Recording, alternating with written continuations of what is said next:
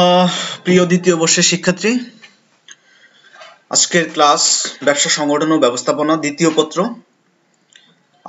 আজকে যেই বিষয়টা আমি তোমাদের সাথে শেয়ার করব, আজকের অনলাইন ক্লাসের বিষয় হচ্ছে ব্যবস্থাপনা চক্র অথবা ম্যানেজমেন্ট সাইকেল অথবা সাইকেল অফ ম্যানেজমেন্ট। প্রিয় শিক্ষার্থীরা, তোমরা নিশ্চয়ই জানো বিগত সময়ে আমি এই অধ্যায়ের বেশ কিছু ক্লাস নিয়েছি। এর মধ্যে ছিল কনসেপ্ট অফ ম্যানেজমেন্ট, ম্যানেজমেন্টের ধারণা ছিল, প্রসেস অফ ম্যানেজমেন্ট, ম্যানেজমেন্টের প্রক্রিয়া।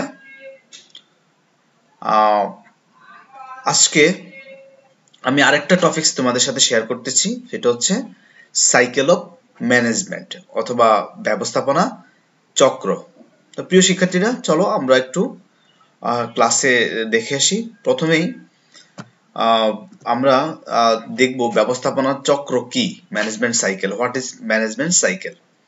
তাহলে দেখো, আমি প্রক্রিয়া পড়ানোর সময় আমি নিশ্চয়ই বলেছি তোমাদেরকে ব্যবস্থাপনা কাজগুলো হচ্ছে পরস্পর নির্ভরশীল এবং ধারাবাহিক, এবং ধারাবাহিক কার্যসমূহ চক্রাকারে আবর্তন হয়। এই চক্রাকার আবর্তনকে ব্যবস্থাপনা চক্র বলে অথবা সাইকেল অফ ম্যানেজমেন্ট বলে। তাহলে ব্যবস্থাপনার পরস্পর নির্ভরশীল ধারাবাহিক কার্যসমূহের চক্রাকার আবর্তনকে ব্যবস্থাপনা চক্র বলে। অথবা একটা প্রতিষ্ঠানে ব্যবস্থাপনার বিভিন্ন কার্যক্রমগুলো যেই আবর্তিত হতে থাকে পর্যায়ক্রমে নির্ভরশীলতার সহিত, তখন এই কার্যক্রমগুলোকে আমরা বলবো ম্যানেজমেন্ট সাইকেল অথবা সাইকেল অফ ম্যানেজমেন্ট। তোমরা নিশ্চয়ই বুঝতে পেরেছো। চক্র চক্র বলতে বোঝায় তো আমাদের বৃত্তাকারকে বোঝায়, এটা ঘূর্ণায়মান থাকে অর্থাৎ ক্রমান্বয়ে আবর্তিত হতে থাকে। তাহলে এই কাজগুলো আসলে আমাদের কন্টিনিউ, কারণ ব্যবস্থাপনা হচ্ছে একটা অবিরত প্রক্রিয়া, কন্টিনিউয়াস প্রসেস।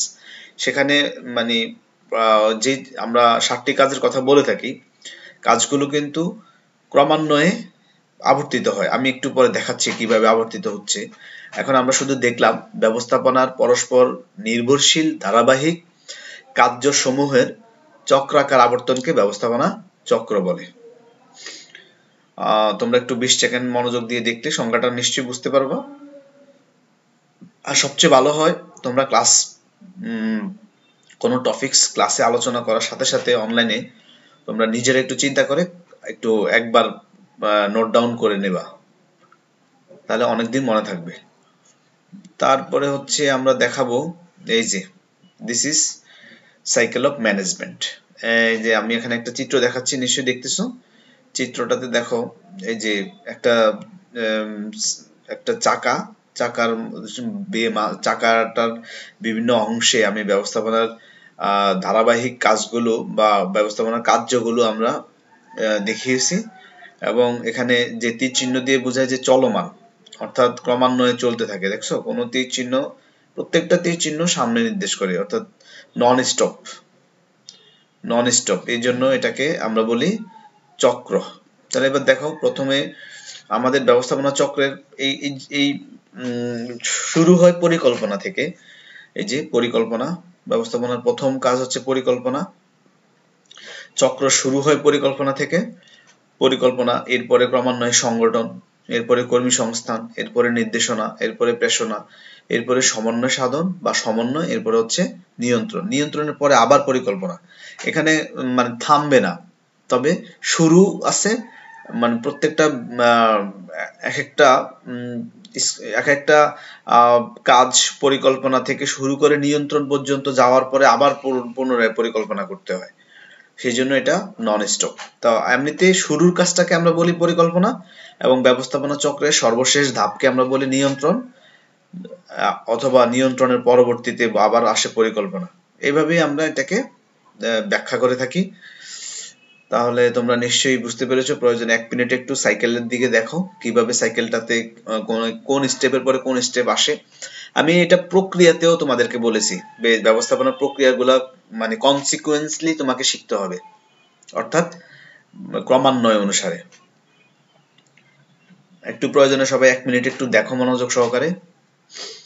ক্রম ক্রমযোজনটা কিভাবে হয়, প্রথমে একদম মানে ফুল মেমোরাইজ করে ফেলবা। পরিকল্পনা, সংগঠন, কর্মী সংস্থান, নির্দেশনা, প্রেষণা, সমন্বয় ও নিয়ন্ত্রণ।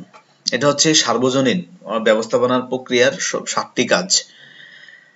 এই যে দেখো 7টি কাজ হচ্ছে সকলের কাছে গ্রহণযোগ্য। পরিকল্পনা 1, সংগঠন 2, কর্মী সংস্থান 3, নির্দেশনা 4, প্রেষণা 5, সমন্বয় 6, নিয়ন্ত্রণ 7। 7টি কাজ। তোমরা একটু 1 মিনিট দেখো প্রয়োজনে সবাই। আমি আজকে এই 7টি কাজের শুধুমাত্র ইন্ট্রোডাক্টরি ডিসকাশন করব, মানে জাস্ট 1 বা 2 লাইনের মধ্যে আমি তোমাকে দেখানোর চেষ্টা করব যে এই পরিকল্পনা দিয়ে কি হয় বা সংগঠন কি, এভাবে আমি দেখানোর চেষ্টা করব। আর এই আমার কথার আলোকেই তুমি বুঝতে পারবা আসলে আমরা মানে কি আলোচনা করব। যেমন আমি যদি প্রথমে পরিকল্পনা আলোচনা করি, পরিকল্পনা, প্ল্যানিং, এটা আমাদের জীবনে ওতপ্রোতভাবে জড়িত। আমরা প্রত্যেকেই আমাদেরকে বলে যে পরিকল্পনা থাকতে হয় মানুষের জীবনে, ব্যক্তি জীবনে, সমাজ জীবনে, পারিবারিক জীবনে। তাহলে পরিকল্পনা আসলে হচ্ছে আমরা যে লক্ষ্য অর্জন করব সেই লক্ষ্য সম্পর্কিত আগাম চিন্তা ভাবনা বা ভবিষ্যতে কি করা হবে সেই সম্পর্কিত অ্যাডভান্স থিঙ্কিং। এই যে এই জন্য ইংরেজিতে বলে planning is advance thinking before planning is thinking what will be done, মানে কি করা হবে সেই সম্পর্কিত আগাম চিন্তা ভাবনা।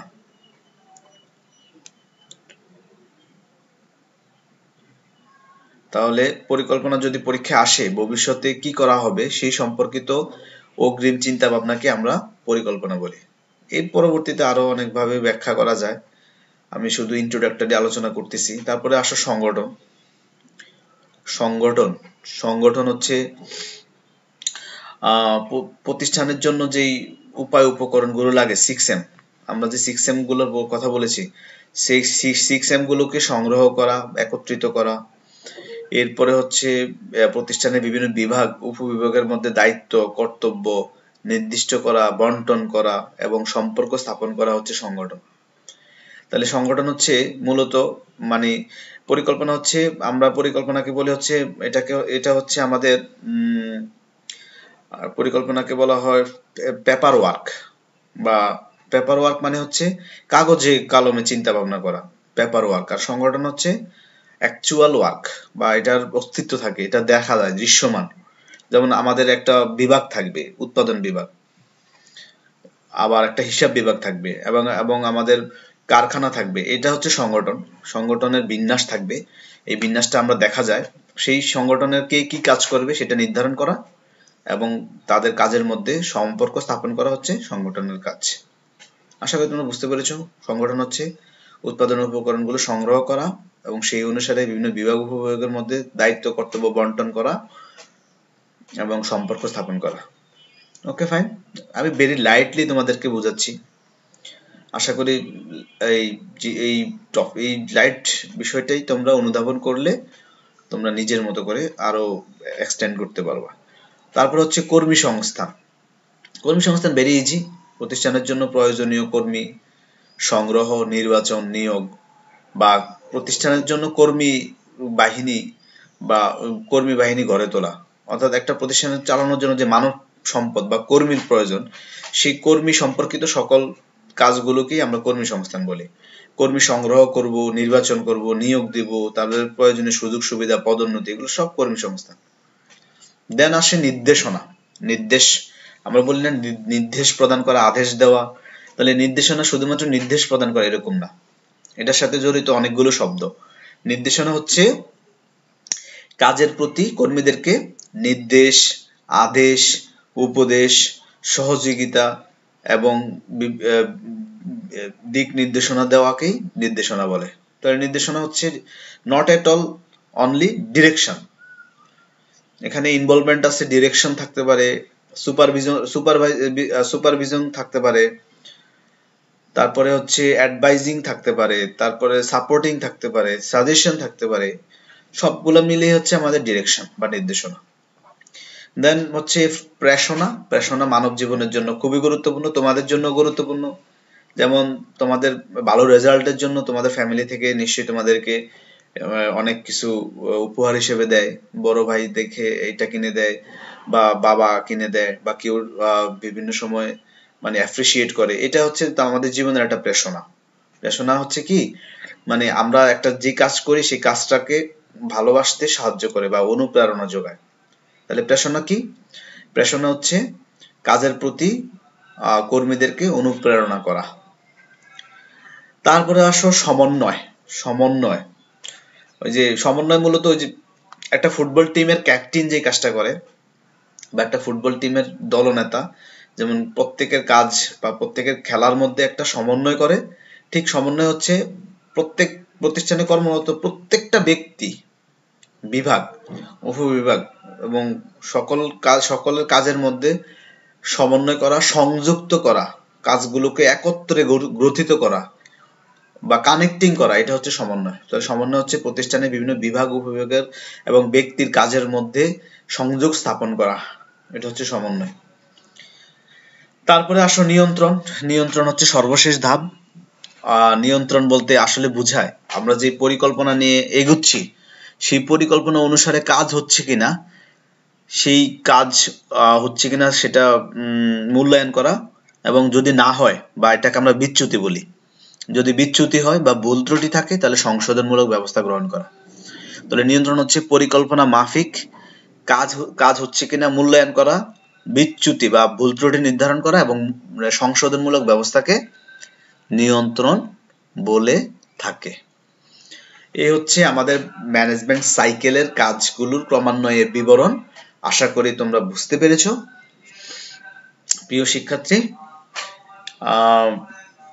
তাহলে আজ আমরা শিখলাম ম্যানেজমেন্ট সাইকেল, এবং শিখলাম হচ্ছে ম্যানেজমেন্ট সাইকেল কাকে বলে এবং ম্যানেজমেন্ট সাইকেলের প্রত্যেকটা স্টেপটা কিভাবে ক্রমান্বয়ে আবর্তিত হয়, প্রত্যেকটা স্টেপ কিভাবে আসে সেই সম্পর্কিত তথ্য বা কাকে বলে। তোমরা এই প্রয়োজনে 1 মিনিট একটু চিন্তা করো, এবং আমার যে কথাগুলো সেগুলো তোমরা একটু পজ দিয়ে ভিডিওটা দেখে আবার সংজ্ঞার সাথে মিলিয়ে নেবে। আবার ইচ্ছা করলে তোমরা একটা বই রাখতে পারো সাথে, আমার ক্লাসগুলো দেখার পরে বই থেকে আবার একটু নিজের সাথে একটু বইয়ের সাথে একটু মিলিয়ে নিজে একটু পড়ে নেবে।